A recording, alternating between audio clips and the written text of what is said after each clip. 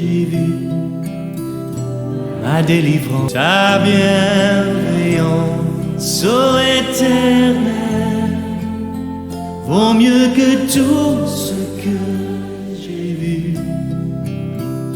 Ma délivrance est sous ton aile, sur le rocher de ton salut. Alors, ici, nous allons vous montrer une petite astuce pour pouvoir projeter, trouver la projection de vos modèles numériques de terrain dans RASMAP avec ECRAS. Souvent, il y a des difficultés à le faire parce que même lorsqu'on veut utiliser les projections attachées au fichier donc QGIS, enfin au fichier au raster ou au shapefile, souvent ça ne marche pas. Mais voilà une méthode infaillible. Donc d'abord, on va créer notre fichier, on va créer notre projet, cancel rapidement. On crée notre projet, new project, open, non, new project. Alors on va donc dans un de nos dossiers ici et on crée.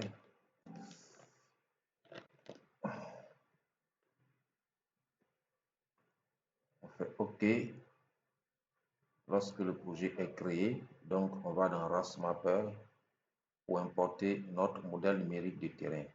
Pour ce faire, on vient ici dans terrain, on clique droit et on fait donc create new RAS terrain. On dit donc la projection. On fait OK, oui. Et il te demande de mettre la projection.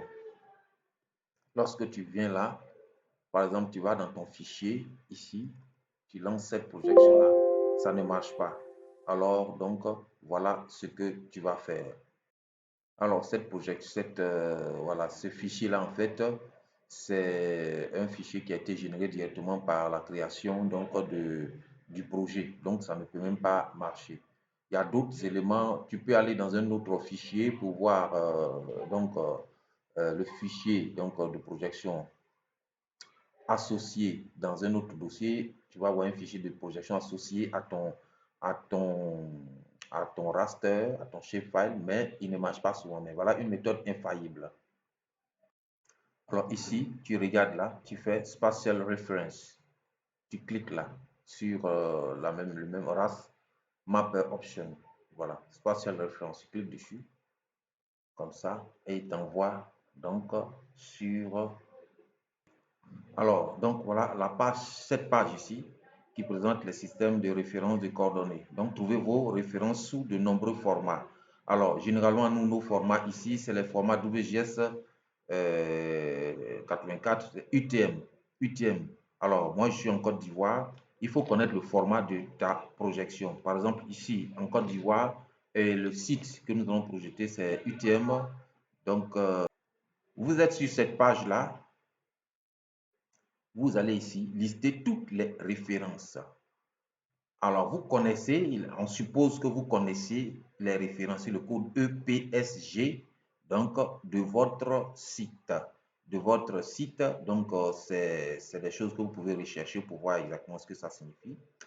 Et donc là, la projection de votre site a pour code EPSG, pour le site qui nous concerne en tout cas, c'est le 326-29. En fait, c'est UTM zone WGS 94, 84, UTM zone nord, UTM 29 zone nord. Voilà, c'est le code qui est là. Et on fait recherche.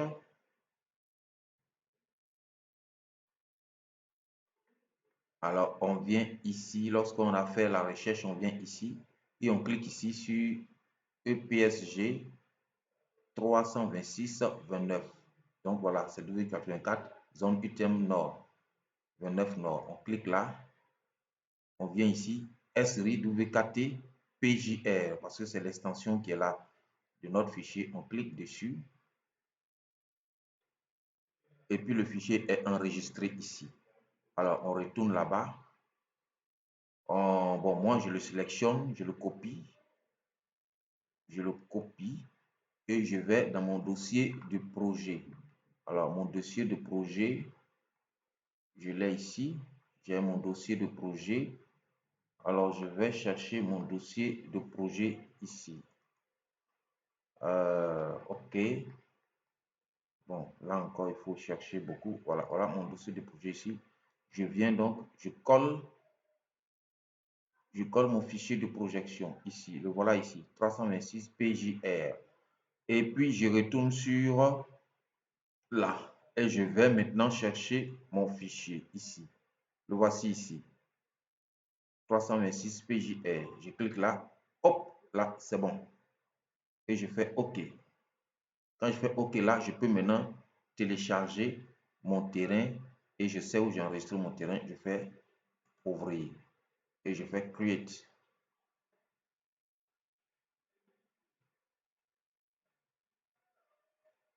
Voilà mon terrain qui est projeté. C'est une méthode infaillible. Il faut connaître les codes de projection simplement. Merci.